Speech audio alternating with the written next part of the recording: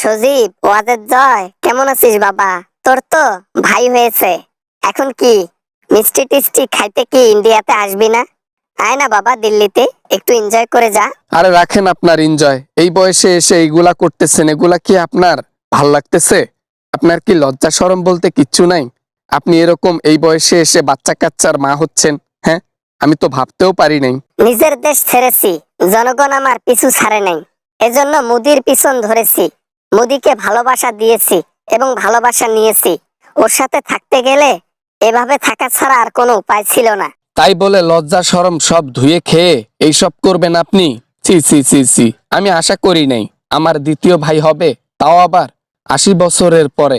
না, আমি একেবারে আর মানতেই পারতেছি না। তুই মানতে পারলে মান, না মানতে পারলে না মান। তোর মানাতে আর না মানাতে আমার কিচ্ছু যায় আসে না। কেননা তুই তো আমাকে থাকতে দিস নাই, তুই তো আমাকে খাইতে দিস নাই, কিন্তু মোদি আমাকে দিয়েছে, তাই ওকে দিয়েছি। আপনাকে যে থাকতে দিবে তার সাথে আপনি এরকম করবেন? না না না, এটা তো মানতে পারলাম না। যাই হোক, মেইন কথায় আসি।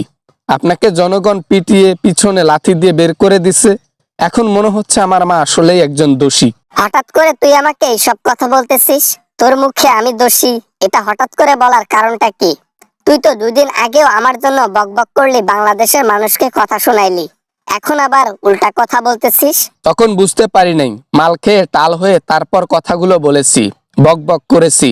এখন বুঝতে পারছি তুমি কতটা নিচে নামতে পারো, টাকার জন্য মানুষকে উপরে পর্যন্ত পাঠাই দিতে পারো, কিন্তু এটা ভাবি নাই নিজ্জত পর্যন্ত বিলিয়ে দিতে পারো নিজেকে বাঁচার জন্য। টাকার জন্য নিচেও নামতে পারি, নিজেকে বাঁচার জন্য ইজ্জতও বিলিয়ে দিতে পারি, এটা আমার স্বভাবে আছে। তাতে কি হয়েছে? তোকে জন্ম দিয়েছি আমি অন্য কারো জিনিস নিয়ে, এখন একে জন্ম দিয়েছি অন্য কারো জিনিস নিয়ে। আমার লাইফ বাঁচাতে এবং নিজেকে সুস্থ রাখতে যা করা লাগে দুনিয়ার মধ্যে করব। ঠিক আছে, আপনি যা ইচ্ছা তাই করেন, আমার কোনো যায় আসে না। আমাকে 100 কোটি টাকা আর্জেন্ট লাগতেছে, এখন টাকাটা তাড়াতাড়ি পাঠাই দেন তো, আমার টাকার দরকার আছে। আপনি তাড়াতাড়ি আমার অ্যাকাউন্টে পাঠাই দেন। সরি, আমি কিসের টাকা দেব? আমি কোনো টাকা পয়সা দিতে পারবো না।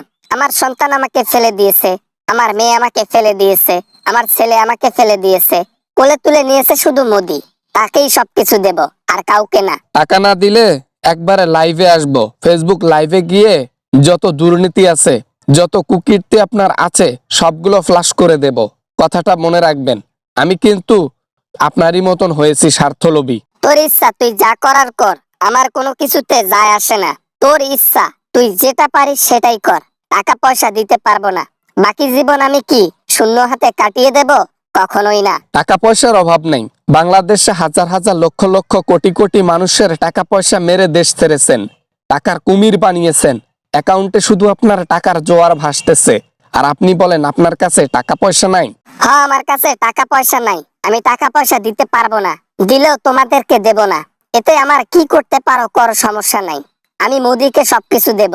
শেষ সময়ে এসে আমাকে বাঁচাইছে এই মোদি। এই জন্য বিগত 8 মাস ধরে ওখানে গড়াগড়ি খাচ্ছ, বিছানায় দুজনই গড়াগড়ি খাচ্ছ, এখন আবার নতুন অতিথিকে আনছো। বাহ বাহ বাহ, তালি দিতে মন চাচ্ছে। ছি, এরকম মা পেয়ে আমি লজ্জিত। লজ্জিত হয়েছিস, ভালো হয়েছিস। ফোনটা রেখে দে, আর নেক্সট টাইম যেন ফোনটা না আসে। সন্তান নাই আমার, আর কোনো সন্তান নেই, আমার সন্তান এক পিস, সেটা এখন ছোট, বড় হয় নাই। ফোনটা রেখে দে, গুড বাই। ফোন রাখার আগে একটা কথা বলে দেই, এ সুখ আর বেশি দিন নাই। মোদিও আপনার মতো দুর্নীতি করা শুরু করে দিয়েছে, মানুষ তার পিছনে লেগে গেছে। এখন তাকেও ইন্ডিয়া থেকে কিভাবে জনগণ বের করে দেয় সেটাই দেখেন। Good bye. হ্যালো বন্ধুরা, আশা করি ভিডিওটা অনেক ভালো লেগেছে অ্যান্ড অনেক এনজয় করেছেন। যদি ভিডিওটা ভালো লাগে তাহলে প্লিজ একটা লাইক করবেন আর কমেন্ট করতে ভুলবেন না। এরকম আমেজিং ভিডিও নিয়ে আবার আপনাদের সঙ্গে দেখা হবে ইনশাল্লাহ। তো ততক্ষণ পর্যন্ত সবাই অপেক্ষা করেন। সবাই ভালো থাকবেন, সুস্থ থাকবেন। খুদা হাফেজ।